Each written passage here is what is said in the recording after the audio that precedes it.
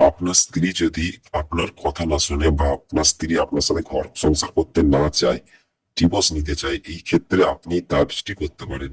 এটি একটি শয়তানি তাবিজ, যেইভাবে ছকটি দেখানো হচ্ছে ঠিক এইভাবে আপনারা ছকটি রেডি করবেন। নিচে যেই ছক করে লেখা আছে এই ধারায় আপনারা লিখে নেবেন।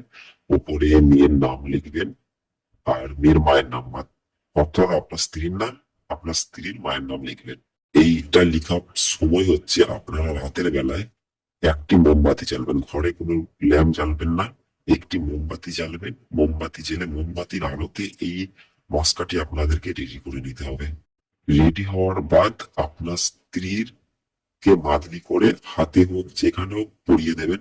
আর যদি দেখেন যে সে মাদলি পরতে চায় না, আপনি জানেন যে মাদলি পরাতে গেলে এখন ঝামেলা সৃষ্টি হতে পারে তাবিজ করতে গেলে, তো সেই ক্ষেত্রে এই তাবিজটিকে আপনারা নিয়ে যেই আপনার স্ত্রী যেই বালিশে শোয় সেই বালিশটার ভেতরে আপনারা রেখে দেবেন। আপনার স্ত্রী জানতেও পারবেন না, দেখবেন আপনার কাজ হয়ে যাবে।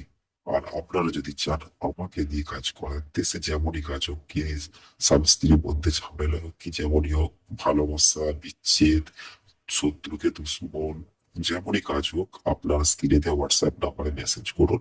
কেউ কল করবেন না, আপনারা মেসেজ করুন, আমি অবশ্যই আপনাদের কাজ করে দেবো, সে যেমনই কাজ হোক।